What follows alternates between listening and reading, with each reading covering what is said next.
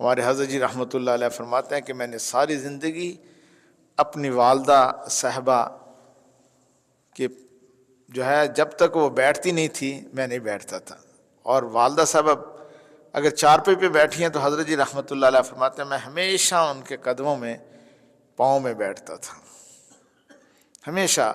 والدہ صاحبہ مجھے کہتی بھی رہتی نہیں آپ ادھر بیٹھ جاؤ، میں کہ نہیں، میں ہمیشہ وہاں کے قدموں میں بیٹھتا۔ الحمد للہ وکفی والسلام علی عبادہ الذین اصطفی، اما بعد، قال اللہ تعالی فی القرآن مجید والفرقان حمید، یا ایہا الذین آمنوا اتقوا اللہ حق تقاتہ ولا تموتن الا وانتم مسلمون۔ قال اللہ تعالی فی مقام آخر،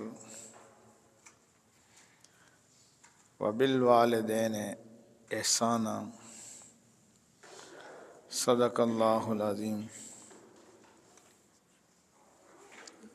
اللہم صلی علی سیدنا مولانا محمد وعلی آل سیدنا مولانا محمد وبارک وسلم۔ گزشتہ جمعۃ المبارک اللہ کے محبوب صلی اللہ علیہ وسلم کی سفر معراج کا تذکرہ تھا۔ ویسے سفر معراج کیونکہ آپ کا عظیم معجزہ ہے اور یہ رجب میں پیش آیا، ویسے تو معجزات کی تعداد آپ صلی اللہ علیہ وسلم کی بہت ہی زیادہ ہے، مثلاً آپ کی انگلیوں سے پانی کا نکلنا، دست مبارک لگنے سے بکری کے تھنوں میں دودھ کا اتر آنا، اور اسی طرح لعاب دہن سے شفا یاب ہو جانا، اور معجزہ شق القمر کے آپ صلی اللہ علیہ وسلم کے اشارہ سے، انگلی کے اشارے سے چاند کے دو ٹکڑے ہو جانا۔ لیکن واقعہ معراج جو ہے یہ اپنی نوعیت کا ایک منفرد اور جداگانہ معجزہ ہے۔ یہ وہ معجزہ ہے جو 1,24,000 کم و بیش انبیاء علیہ الصلوۃ والسلام میں سے کسی کو بھی نہیں دیا گیا۔ یہ واقعہ مبارک جو ہے ہجرت سے پہلے اور آپ کی رفیقہ حیات حضرت ام المومنین سیدہ خدیجہ رضی اللہ تعالی عنہا کے انتقال کے بعد پیش آیا۔ اس سال کو اللہ کے محبوب صلی اللہ علیہ وسلم نے عام الحزن، غم کا سال بھی فرمایا کہ یہ غم کا سال ہے، کیونکہ اس میں آپ کی دو ہستیاں جن کا آپ کے ساتھ گہرا تعلق تھا، آپ کے چچا ابو طالب جو اگرچہ وہ مسلمان تو نہیں ہوئے تھے لیکن آپ کے بہت ہی زیادہ وہ ہمدرد تھے، اور اسی طرح آپ کی رفیقہ حیات ام المومنین سیدہ خدیجہ رضی اللہ تعالیٰ عنہ، جنہوں نے اپنا سب کچھ اللہ کے محبوب صلی اللہ علیہ وسلم کی قدموں میں نشاور فرما دیا تھا۔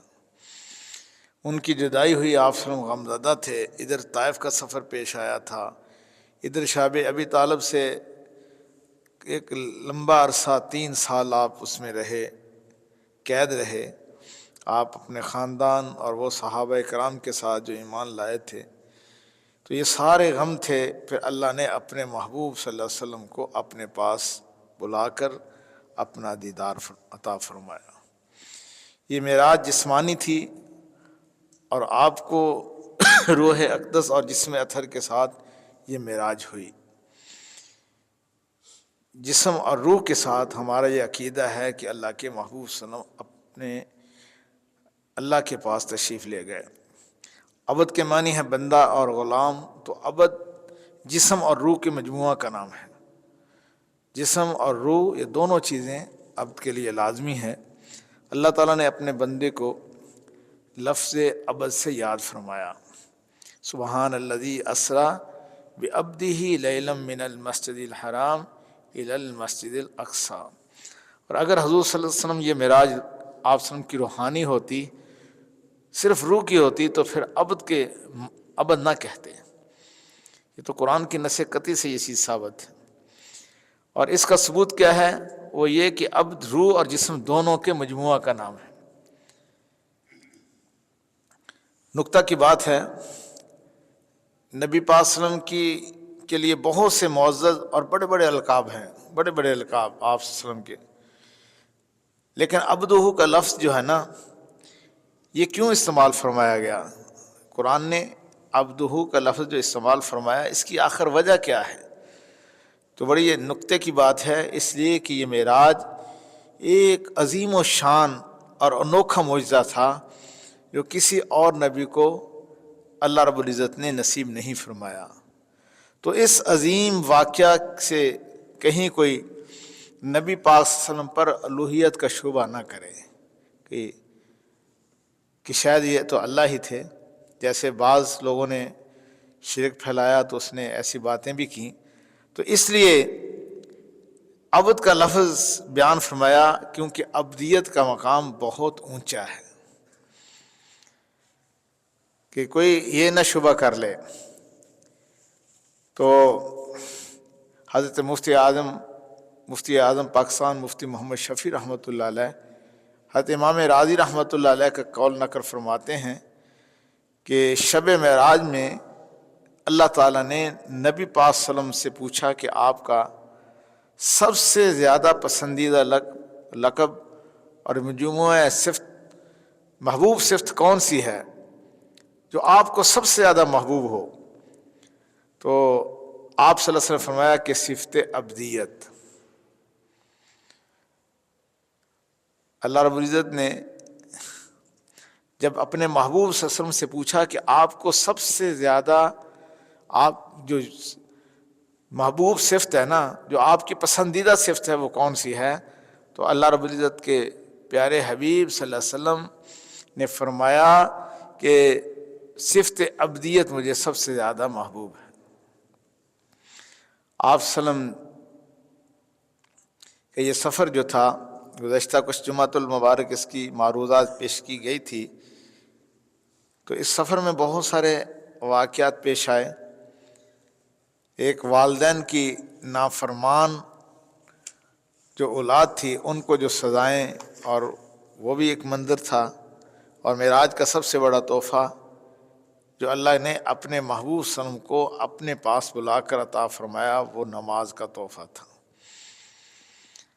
جتنے بھی شریعت کے احکامات ہیں وہ سارے کے سارے زمین پر آئے، لیکن جب نماز کی باری آئی تو اللہ نے اپنے محبوب صلی اللہ علیہ وسلم کو اپنے پاس بلایا. تو والدین کی نافرمانی سے دنیا کی بھی محرومی ہوتی ہے اور آخرت کی بھی محرومی ہوتی ہے. اور آج کل آہستہ آہستہ یہ چیزیں ہماری زندگی سے ویسے بھی چھینی جا رہی ہیں، نکالی جا رہی ہیں. مادر پیدر ماحول، آزاد ماحول، ہم وہی ماحول اپنانے کے لیے کوشش کر رہے ہیں جو یورپ کے اندر ہے، جہاں ماں کا باپ کا رشتہ، وہ سارا سسٹم ہی ختم ہو گیا. وہاں تو باپ بوڑھا ہوتا ہے تو اس کو اولڈ ہوم میں داخل کرا دیا جاتا ہے. جب وہ فوت ہوتا ہے تو اس کے فوتگی کے موقع پر بھی اس کی میت کو وصول کرنے کے لیے نہیں جاتے، وہ کہتے ہیں دفنا دو، خط بس پیسہ بل ہم ادا کر دیں گے، بل پے کر دیں گے. وہاں یہ وحشت ہے. اور آج یہ آہستہ آہستہ ہمارے اندر بھی یہ چیز لائی جا رہی ہے. مادیت کی وجہ سے روحانیت ختم ہوتی جا رہی ہے. تو ترمذی شریف کی حدیث مبارکہ ہے کہ 3 دعائیں ایسی ہیں جو یقیناً قبول ہوتی ہیں، اس میں کوئی شک نہیں. اس میں ایک دعا ہے، جب باپ اپنی اولاد کے لیے دعا کرتا ہے اللہ تعالیٰ اس کی دعا کو ضرور قبول فرماتے ہیں. اور ایک حدیث پاک کے اندر آتا ہے والد کی رضا میں اللہ کی رضا شامل ہے. اللہ کے محبوب صلی اللہ علیہ وسلم نے باپ کا ادب سکھایا. ایک مرتبہ ایک بیٹا اپنے باپ کے ساتھ نبی پاک صلی اللہ علیہ وسلم کی خدمت میں حاضر ہوا، اپنے باپ کے ساتھ بیٹا بھی حاضر ہوا. تو اللہ کے حبیب صلی اللہ علیہ وسلم نے اس بچے کو باپ کے بارے میں سمجھایا، فرمایا تم اپنے باپ کے آگے نہ چلنا. آج تو ہماری مسجدیں، ممبر و محراب سے بھی یہ صدائیں کم ہوتی جا رہی ہیں. یہ ادب آداب سکھانا یہ تو زندگی سے نکلتا جا رہا ہے۔ الدین کلو ادب، دین تو سارا کا سارا ادب کا نام ہے۔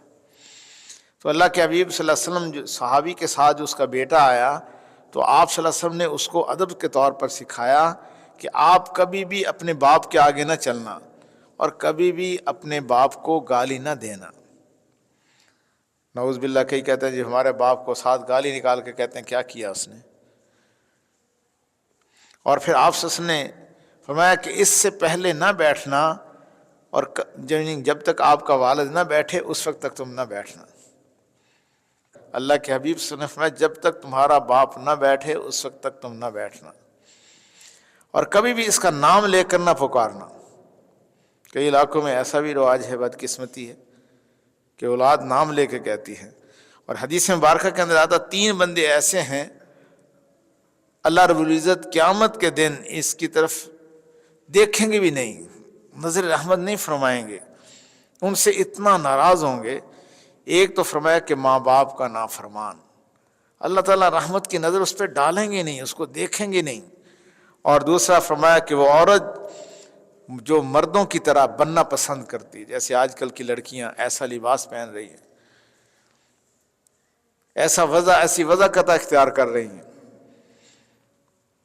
اللہ تعالیٰ ان کو بالکل قیامت کے دن اس کی طرف دیکھیں گے بھی نہیں۔ اور تیسرا فرمایا جو بے غیرت انسان ہوتا ہے، جس کو اس چیز کا پتہ ہی نہیں اس کے گھر میں کون آ رہا ہے کون جا رہا ہے، اللہ رب العزت اس کی طرف بھی نظر رحمت سے نہیں دیکھیں گے۔ اللہ کے محبوب صلی اللہ علیہ وسلم نے فرمایا کہ ہر گناہ کی سزا کو اللہ تعالیٰ نے قیامت تک مؤخر فرمایا ہے، لیکن سوائے ماں باپ کی نافرمانی کے۔ ماں باپ کی نافرمانی یہ ایک ایسا گناہ ہے، اتنا بڑا گناہ ہے کہ اللہ تعالیٰ دنیا میں موت سے پہلے بندے کو اس کی سزا ضرور دیتے ہیں۔ اللہ ہم سب کی حفاظت فرمائے۔ ایسے لوگوں کے پاس بھیجنا چاہیے، ایسی صحبت جب بچے اختیار کریں گے تو پھر ہی ان کے اندر یہ چیز منتقل ہوگی۔ تو والدین کے فرمان کو آخرت میں تو جو سزا ملے گی، لیکن اس وقت تک اس کی موت نہیں آتی جب تک اس کو دنیا میں بھی سزا نہ مل جائے۔ اللہ اکبر۔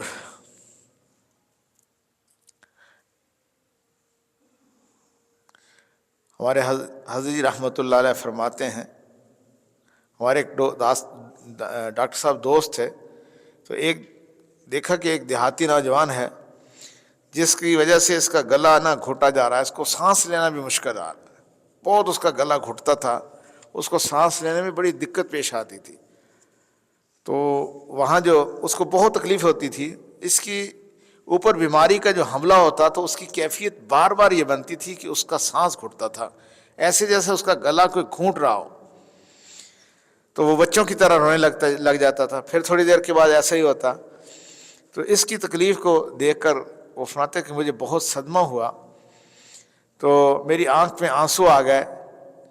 اس کا نوجوان جو والد جو قریب تھا تو کہنے لگا ڈاکٹر صاحب یہ اس کا اپنا کیا اس کے سامنے آ رہا ہے، کسی کا کوئی قصور نہیں ہے، یہ جو کچھ اس نے کیا ہے وہی اس کے سامنے آ رہا ہے۔ تو ڈاکٹر صاحب کہتے ہیں میں نے اس کے والد سے پوچھا کہ کیسے؟ کہنے لگا، اور اس کا والد کہنے لگا کہ اس نے پسند کی شادی کی اور بیوی اور اس کو لے کر اپنے کہیں اور چلا گیا۔ اس کی ماں جو ہے نا وہ بڑی ناراض تھی، تو ماں جب بھی اس کو سمجھاتی تو کہتا تھا میں تیرا گلا گھونٹ دوں، میں ابھی گلا دباؤں گا، اور پھر ماں کا گلا دبانے کی کوشش کرتا۔ تو بس اللہ تعالیٰ نے اس کو یہ سزا دی ہے کہ فوت ہونے سے پہلے اب اس کی کیفیت یہی ہے کہ اس کا گلا گھونٹا جا رہا ہے۔ تو میرے بھائی دوستو، والدین کے نافرمان کو اللہ تعالیٰ دنیا کے اندر بھی سزا دیتے ہیں اور آخرت میں تو ہے ہی ہے۔ اگر کوئی نوجوان بیٹا اور بیٹی اپنے والدین کی خدمت نہ کر سکے، ماں باپ کی یہ سنہری موقع گنوا بیٹھے، تو پھر اس کو کیا کرنا چاہیے؟ کئی مرتبہ ایسا بھی ہوتا ہے کہ ماں باپ تو خدمت کرتے ہیں پھر، لیکن یہ بچے چھوٹے ہوتے ہیں، جب یہ بڑے ہوتے ہیں تو ماں باپ پہلے ہی فوت ہو چکے ہوتے ہیں۔ تو اس پہ بھی بہت ساری شریعت نے باتیں بتائی ہیں جن پر اگر عمل کر لیا جائے تو والدین کی خدمت کرنے والوں میں بندہ شامل ہو جاتا ہے۔ کچھ ایسے حقوق بھی ہیں۔ ایک تو یہ ہے کہ ماں باپ کا دل خوش کرنے سے انسان کے دنیا سے گناہوں کا کفارہ ہو جاتا ہے۔ ماں باپ کو اگر ہم خوش کریں گے تو ہمارے جو گناہ ہیں نا، ماں باپ اگر خوش ہو جائیں گے تو دنیا کے گناہوں سے کفارہ ہو جائے گا، اللہ تعالیٰ وہ معاف فرما دیں گے۔ امام ترمذی رحمۃ اللہ علیہ نے حضرت ابن عمر رضی اللہ عنہ سے یہ روایت ذکر کی ہے کہ ایک آدمی نبی پاک صلی اللہ علیہ وسلم کے پاس آیا اور آ کر کہنے لگا کہ اے اللہ کے محبوب صلی اللہ علیہ وسلم، مجھ سے بڑا گناہ ہو گیا ہے۔ تو حضور صلی اللہ علیہ وسلم نے پوچھا تمہاری والدہ زندہ ہے؟ اس نے کہا کہ اللہ کے حبیب صلی اللہ علیہ وسلم میری والدہ تو فوت ہو چکی ہے۔ پھر آپ صلی اللہ علیہ وسلم نے فرمایا تمہاری خالہ زندہ ہے؟ جواب دیا اللہ کے نبی صلی اللہ علیہ وسلم ہاں میری خالہ زندہ ہے۔ فرمایا جاؤ خالہ کے ساتھ حسن سلوک کرو اور اس سے دعا کرواؤ، تمہاری خالہ کی دعا کی وجہ سے اللہ تعالیٰ تمہارے گناہ کو معاف فرما دیں گے۔ اس لیے والدین اگر فوت ہو جائیں تو جو ان کے ملنے جلنے والے ہوتے ہیں، ان کے عزیز و اقارب جو ہوتے ہیں، ان کے رشتہ دار ہوتے ہیں، والد کا بھائی چچا ہے، تایا ہے، والدہ کی بہن خالہ ہے، تو ان کے ساتھ اپنی پھوپھیوں کے ساتھ بندے کو اچھا سلوک کرنا چاہیے۔ حدیث پاک کے اندر آتا ہے نبی پاک صلی اللہ علیہ وسلم نے فرمایا جب میں جنت میں داخل ہوا تو مجھے کچھ پڑھنے کی آواز آئی تو میں نے پوچھا یہ کس کی آواز ہے؟ تو بتایا گیا کہ وہ نوجوان ہے جو آپ کے ساتھ ساتھ جنت میں داخل ہوا۔ میں نے پوچھا کہ یہ کون ہے؟ تو کہنے لگے کہ یہ حارثہ بن نعمان ہے، جس نے جو ہے نا اللہ کے نبی صلی اللہ علیہ وسلم فرشتے سے پوچھا کہ اس کا یہ کیا عمل تھا؟ اس نے کہا یہ اپنی ماں کا فرما بردار تھا۔ اپنی ماں کا فرما بردار ہونے کی وجہ سے اللہ نے اس کو یہ صلہ عطا فرمایا کہ اللہ کے محبوب صلی اللہ علیہ وسلم کے ساتھ وہ جنت میں داخل ہوا۔ اگر ہم یہ چاہتے ہیں کہ جنت ہمیں مل جائے اور آسانی کے ساتھ مل جائے تو پھر کیا ہے، ہمیں اپنے والدین کی خدمت کرنی چاہیے۔ حدیث پاک کے اندر آتا ہے والدین کے چہرے کو جو محبت کی نظر سے دیکھتا ہے، ایک نظر دیکھنے پر اللہ ایک مقبول حج کا ثواب عطا فرما دیتے ہیں۔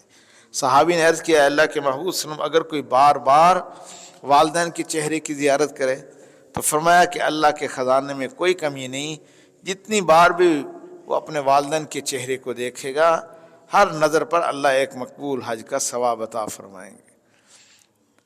تو کبھی ہم والدین کے چہرے کو اس نیت سے دیکھنے کے لیے جایا کریں اور اسی نیت سے دیکھا کریں، اور جب یہ دولت چھن جاتی ہے تو پھر اس کی قدر آتی ہے۔ کاش اس نعمت کے چھننے سے پہلے ہی اللہ رب العزت قدردانی کی توفیق عطا فرما دے۔ ماں باپ کی دعائیں ایسے ہی قبول ہوتی ہیں جیسے کہ میں نے شروع میں حدیث مبارکہ بیان کی، جیسے نبیوں کی دعائیں امتیوں کے حق میں قبول ہوتی ہیں۔ نبی کی دعا کو اللہ رد نہیں فرماتے، ایسے ہی والدین کی دعا کو اللہ رب العزت رد نہیں فرماتے۔ تو والدین کے حقوق کی تلافی کیسے ہو اگر کمی بیشی ہو گئی ہے؟ تو جس کے والدین فوت ہو چکے ہیں تو اس کام کو کر کے والدین کے حقوق کی تلافی ہو سکتی ہے۔ یہ چند کام ہیں۔ ایک تو ہے والدین کی وصیتوں کو پورا کرنا۔ اب جائز وصیتیں ہم پوری نہیں کرتے، ویسے تو سب کچھ کرتے ہیں لیکن جائز وصیتوں کو پورا نہیں کرتے۔ حدیث مبارکہ کے اندر آتا ہے ایک صحابی نبی پاک صلی اللہ علیہ وسلم کی خدمت میں حاضر ہوئے اور اس نے کہا کہ یا رسول اللہ صلی اللہ علیہ وسلم میری والدہ فوت ہوئی ہے، اس نے وصیت کی تھی، تو اس وصیت کو یعنی کہ آپ صلی اللہ علیہ وسلم نے فرمایا پورا کرنا چاہیے اور والدین کا قرض ادا کرنا چاہیے۔ جو ان کے ذمہ قرض ہے نا، ہم رسومات تو کرتے ہیں لیکن ان کے قرض ادا نہیں کرتے۔ قرض نہ ادا کرنے کی وجہ سے ان کو بھی تکلیف ہوتی ہے، تو تو اس لیے جو بندہ قرض ادا کرے گا تو وہ فرما برداروں میں شامل ہوگا۔ والدین کے لیے دعا کرنا، اللہ کے حبیب صلی اللہ علیہ وسلم نے ارشاد فرمایا اللہ تعالیٰ ایک نیک بندے کے جنات میں درجات کو بلند کرتا رہتا ہے۔ تو وہ بندہ اللہ سے پوچھتا ہے کہ یہ آپ نے میرے درجات کیوں بلند کیے، میری ترقی کیسے ہو گئی؟ اللہ تعالیٰ فرمائیں گے تیرے بیٹے نے تیرے لیے استغفار کیا، اس کے بدلے میں ہم نے جنت میں آپ کے درجات کو بلند کر دیا۔ ہم اپنے والدین کے لیے دعا کریں گے نا کہ اللہ ہمارے والدین کی مغفرت فرما دے، اللہ میری امی کی مغفرت فرما دے، اللہ میرے ابو کی مغفرت فرما دے، تو ان کے درجات بلند ہوں گے۔ ان کے درجات جب تک ہم دعائیں کرتے رہیں گے ان کے درجات کو اللہ بلندی عطا فرماتے رہیں گے۔ حدیث مبارکہ کا مفہوم ہے حدیث مبارکہ کا کہ تمہارے فوت ہونے والوں کے لیے سب سے بڑا جو تحفہ ہے نا وہ ان کے لیے مغفرت کی دعا ہے۔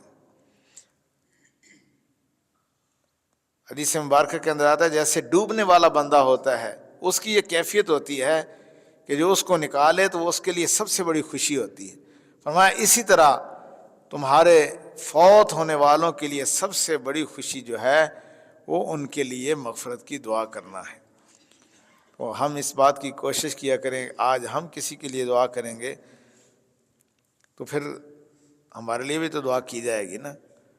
اور چوتھا یہ ہے کہ والدین کے احباب، اقربا، عزیز و اقارب سے محبت کا تعلق رکھنا۔ سب سے پہلے تو ہم ان کے ساتھ تعلق ختم کرتے ہیں جو ماں باپ کے عزیز و اقارب تھے، جی وہ تو ویسے ہیں غریب آدمی ہے نا، اس لیے تو والدین کے ملنے جلنے والوں سے ان سے محبت کا تعلق رکھیں۔ والدین کے جو دوست ہیں زندہ ہیں اور قریبی رشتہ دار زندہ ہیں جن سے والدین کا محبت کا تعلق تھا، والدین رکھتے تھے ان کے ساتھ، اب ان کے ساتھ محبت کا تعلق رکھا جائے، اس تعلق کو بڑھایا جائے۔ اللہ کے حبیب صلی اللہ علیہ وسلم نے فرمایا جس نے کسی کے ساتھ تعلق کو ختم کیا جو تعلق تھا وہ ایسے ہی ہے جیسے قتل کرنے کے مترادف، کسی کو قتل کرنے کے مترادف۔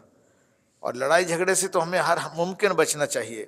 حدیث مبارکہ کے اندر آتا ہے اللہ کے نبی صلی اللہ علیہ وسلم نے فرمایا کہ فتنہ فساد سویا ہوا ہے، اللہ کی لعنت ہو اس بندے پر جو فتنے اور فساد کو بیدار کرے۔ ایک حدیث مبارکہ کے اندر آتا ہے جو بندہ لڑائی کرنے والا ہوتا ہے اس کی تو مغفرت ہی نہیں ہوتی۔ ایک حدیث پاک کے اندر آتا ہے جو بندہ لڑائی کرنے والا ہوتا ہے اس کی تو نماز بھی قبول نہیں ہوتی۔ اللہ ہم سب کو اپنی زبان کو قابو میں رکھنے کی توفیق عطا فرما دے۔ اور پانچواں یہ ہے کہ والدین کی طرف سے صدقہ خیرات کرنا ان کے سارے ثواب کے لیے۔ حدیث مبارکہ کے اندر آتا ہے یہاں تک کہ کہا گیا کہ ایک بندہ اگر اللہ رب العزت کے راستے میں بوسیدہ سی کھجور بھی دیتا ہے تو اللہ رب العزت اس پر بھی اجر عطا فرما دیتے ہیں۔ بچوں کو یہ تعلیم دینی چاہیے کہ وہ جمعہ کے دن معمولی پیسے سے ہی مسجد میں دیں، جیسی کسی نیکی کے کام میں۔ پہلے لوگوں کے اندر یہ تربیت کے لیے ایسا ہوتا تھا چھوٹے بچوں کو پیسے دیتے تھے کہ آپ دے کے آؤ۔ مقصد کیا تھا؟ ان کی تربیت کرنا تھا کہ تاکہ بچوں کو پتہ ہو کہ ایسے اللہ کے راستے میں دیا جاتا ہے۔ تو والدین کی طرف سے صدقہ خیرات کرنا ان کی نیت سے کہ اس کا ثواب ان کو ملے، اس سے بھی والدین خوش ہوتے ہیں، اور زندگی میں اگر کوئی کمی بیشی ہو گئی تھی ان کی خدمت نہ کر سکے تو اس کی وجہ سے تلافی ہو جاتی ہے۔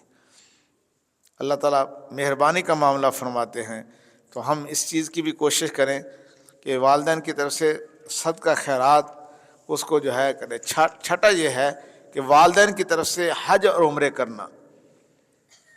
اگر والد فوت ہو گیا، والدہ فوت ہو گئی تو اس نے حج فرض تھا حج نہیں کر سکے، تو پہلا تو یہ ہے کہ حج بدل ہم کروائیں کسی کو۔ حج بدل کے لیے شریعت کے احکامات جو ہے کسی مفتی صاحب سے پوچھ کر کہ حج بدل کے لیے کیا ہے، تو وہ جو شرعی احکامات پوچھ کے کرنے سے پھر والدین کی طرف جو فرض تھا حج کے فرض ان کے ذمہ رہتا تھا وہ ادا ہو جائے گا۔ تو والدین کی طرف سے حج اور عمرے کرنے سے کیا ہوتا ہے؟ ان کی روح خوش ہوگی، اور پھر زندگی میں اگر کوئی کمی بیشی ہوئی ہوگی تو اللہ تعالیٰ معاف فرما دیں گے۔ اللہ کے نبی صلی اللہ علیہ وسلم نے ایک صحابی کو بلایا اور فرمایا کہ تم اپنے ماں باپ کی طرف سے حج کرو اور ان کی طرف سے عمرے کرو۔ اللہ کے نبی صلی اللہ علیہ وسلم نے صحابی کو فرمایا تم اپنے ماں باپ کی طرف سے نا حج اور عمرے کرو۔ اعمال صالحہ میں جلدی کرنا، والدین کی خوشی کے لیے اعمال صالحہ میں جلدی کرنا، اس سے بھی یہ ہے کہ والدین کی اگر زندگی میں کوئی کمی بیشی رہ گئی تو وہ پوری ہو جائے گی۔ انسان بندہ نیک کام تو کرتا ہی ہے، لیکن چونکہ نیک کام کا ثواب ماں باپ کو ملتا ہے تو ماں باپ کو عالم برزخ میں انتظار رہتی ہے کہ ہمارے بچوں کی طرف سے ہمیں تحفہ کب ملے گا، نیکی میں جلدی کرنی چاہیے۔ اور ویسے کیونکہ نیک اولاد جو سب سے بڑا جو صدقہ جاریہ ہے نا وہ نیک اولاد ہے، کہ جب بندہ فوت بھی ہو جاتا ہے تو اس کے جو اعمال جن کا ثواب ان کو ملتا رہتا ہے، صدقات جاریہ جو ہیں، ان میں ایک نیک اولاد سب سے بڑا صدقہ جاریہ ہے۔ ہمیں اپنے اولاد کو نیکی کی دعوت بھی دینی چاہیے، ان کو سکھانا بھی چاہیے، اور پھر جب ہم کوئی نیکی کریں گے تو اس سے کیا ہوگا، والدین کی روحیں خوش ہو جائیں گی، ان کے مقام مرتبے میں اضافہ ہوگا۔ کاش اللہ ہمیں اس چیز کا لحاظ رکھنے کی توفیق عطا فرما دے۔ ہم بھی اولاد کے لیے ساری زندگی پلاٹ بناتے رہتے ہیں، جی ایک بچے کا پلاٹ بن گیا، دوسرے کا بن گیا، تیسرے کا بن گیا، یہ ہے جی بچوں کے لیے یہ کر دیا وہ کر دیا۔ کبھی بچوں کو یہ بھی سکھانا چاہیے نا کہ نیکی، کوئی قرآن حفظ کروا دیں ہم، کوئی ان کو دینداری سکھا دیں تو پھر ہی فائدہ ہوگا نا، ورنہ یہ پلاٹ شلاٹ سارا نیکی کا سکہ تو نہیں چلے گا۔ نیکی کا سکہ چلے گا نا آخرت میں، مال پیسے کا سکہ تو وہاں نہیں چلے گا، مال پیسے کا سکہ تو ختم۔ ہم ایک ملک سے دوسرے ملک میں اگر سفر کرتے ہیں تو وہاں اگر ہم اپنی کرنسی لے کے جاتے ہیں، وہاں اس کو کوئی پوچھتا ہی نہیں ہے تو کیا خیال ہماری وہاں کوئی حیثیت ہوتی ہے؟ بڑی شرمندگی سے اٹھانی پڑتی ہے۔ وہاں تو ہماری کرنسی، ہم کسی ملک میں چلے گئے ہیں تو وہاں اس سے تو پھر کوئی فائدہ نہیں ہوگا۔ تو ایک کیا ہے کہ والدین کے مقام اور مرتبے کو بڑھانے کے لیے اور ان کی روحوں کو خوش کرنے کے لیے 7ویں نمبر پر کیا ہے، اعمال صالحہ میں جلدی کرنا۔ اعمال صالحہ میں ہم جلدی کریں گے تو کیا ہے، ماں باپ کے مرتبے کو اور مقام کو بلند کیا جائے گا اور ان کی روح خوش ہوگی، اور وہ عالم برزخ میں انتظار میں رہتے ہیں کہ ہماری اولاد کی طرف سے ہمیں کوئی نیکی کے اعمال پہنچتے ہیں یا نہیں پہنچتے، ہماری اولاد کی طرف سے کوئی دعائیں آتی ہیں یا نہیں آتی، قرآن کی تلاوت آتی ہے یا نہیں آتی، کوئی اور صدقہ جاریہ انہوں نے کوئی کیا کہ نہیں۔ یہ ماں باپ کے لیے سب سے بڑا تحفہ ہے، اور اس تحفے کے انتظار میں وہ رہتے ہیں۔ یقیناً آج سے ہم ٹھنڈے دل سے سوچیں گے اور ہم اپنے والدین کے لیے انشاءاللہ العزیز صدقہ جاریہ بننے کی کوشش کریں گے۔ حضرت شیخ الحدیث مولانا زکری رحمۃ اللہ علیہ نے یہ واقعہ فضائل صدقات کے اندر غالباً یا فضائل اعمال میں لکھا کہ ایک اللہ والے قبرستان کے قریب سے گزرتے تو انہوں نے اس قبرستان کے دفن شدگان کے لیے کچھ پڑھ کر اصحال ثواب کر دیا، تو جس کی وجہ سے ان کے مقام اور مرتبہ بلند ہوا۔ بہت سارے ایسے واقعات علامہ سیوطی رحمۃ اللہ نے لکھا کہ قبرستان میں غالباً انہوں نے لکھا کہ گئے تو ایک آدمی بالکل ایسے آرام سے سکون سے بیٹھا ہوا ہے، باقی ایسے کوئی چیز آتی ہے تو اس کے پیچھے بھاگتے ہیں۔ تو اب اس سے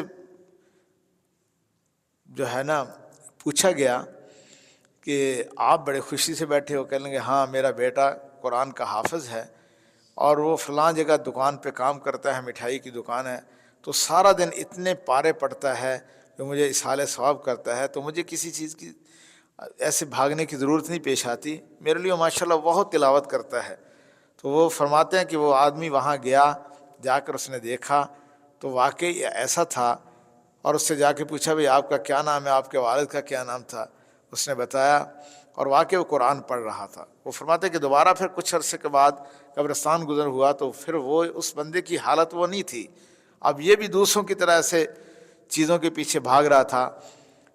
اب اس نے پوچھا کہ آپ کیا وجہ ہے، اس نے کہا جی میرا بیٹا تھا وہ فوت ہو گیا، جو مجھے اصحال ثواب کرتا تھا، روزانہ قرآن مجید کے کئی پارے پڑھ کے اصحال ثواب کرتا تھا، وہ فوت ہو گیا۔ چنانچہ پھر وہ جاتے ہیں، وہاں جا کر دیکھتے ہیں تو واقعی اس کا بیٹا فوت ہو چکا تھا۔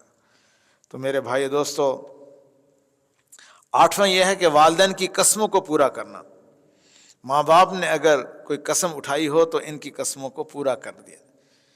ہاں اس پہ شریعت کا یہ ہے، علماء سے پوچھ لیا جائے جو شرعی لحاظ سے جو ہے، کوئی ایسی نجائز جو ہے وہ تو اس پر تو عمل ہوتا بھی نہیں ہے۔ اور نوواں یہ ہے کہ نفلی روزے اور قرآن مجید کی تلاوت کرنا، والدین کی طرف سے نفلی روزہ رکھنا، قرآن مجید کی تلاوت کرنا۔ ہم دوسروں سے کرواتے ہیں، خود نہیں کرتے۔ جو خود کرنے سے جو ہے نا محبت ہے اور خود روزے رکھیں والدین کے لیے، تو یہ بہت بڑی بات ہے۔ والدین کی قبور کی زیارت کرنا، والدین کی قبروں کی جا کے زیارت کرنا، مردوں کے لیے والدین کی قبور کی زیارت کرنا، چونکہ نبی پاک صلی اللہ علیہ وسلم نے قبرستان میں عورتوں کو جانے سے روکا ہے، منع کیا ہے، عورتیں نہ جائیں، لیکن والدین کا حق ہے کہ ہم ان کی قبروں کی جا کے زیارت کریں، ہمیں جانا چاہیے۔ جمعرات کے دن سنت ہے، جمعے کے دن یہ اس کی کوشش کی جائے۔ قبر اور عورتوں کو نبی پاک صلی اللہ علیہ وسلم نے منع کیا۔ ہمارے ہاں معاملہ الٹ چلتا ہے، ہمارے ہاں خواتین جاتی ہیں، مرد نہیں جاتے۔ کئی جگہ پہ تو بہت ہی زیادہ ایسا ہے، الحمدللہ کئی جگہ اس کا اہتمام بھی ہے۔ تو والدین کی قبور کی زیارت کرنا یہ بھی ان کے حقوق میں شامل ہے، اور اس سے حقوق یہ ہے کہ ان کی روح خوش ہوگی اور ان کا مقام اور مرتبہ بڑھے گا۔ اور نبی پاک صلی اللہ علیہ وسلم کا امت پر احسان ہے، ورنہ عورتوں کو اگر منع نہ کیا جاتا تو عورت کیونکہ نرم دل ہوتی ہے، اور یہ عورت نرم دل ہے تو وہاں جا کر ایسا کوئی جملے نکال دے، کوئی اللہ کی رب العزت کی نافرمانی کر بیٹھے، تو اس لیے عورتوں کو منع کیا۔ اور والدین سے حسن سلوک کا انعام، حضرت انس رضی اللہ عنہ راوی ہیں، فرماتے ہیں کہ جو ماں باپ سے حسن سلوک کرتا ہے اللہ تعالیٰ اس کی عمر اور رزق میں برکت عطا فرما دیتے ہیں۔ اللہ ہم سب کو اپنے والدین کی نافرمانی سے بچائے اور اس بات کی پوری کوشش کرنے کی توفیق عطا فرما دے کہ ہم اپنے والدین کے لیے صدقات جاریہ بن جائیں۔ حدیث پاک کے اندر آتا ہے کہ حضرت موسیٰ علیہ السلام نے اللہ رب العزت سے پوچھا کہ اے اللہ، میرا جو ہے نا جنت میں ہمسایہ کون ہوگا؟ تو اللہ رب العزت نے فرمایا کہ اے موسیٰ، آپ جو ہے نا ایسے ہے کہ ایک کسائی ہے، تو اس کی آپ دکان پہ جاؤ،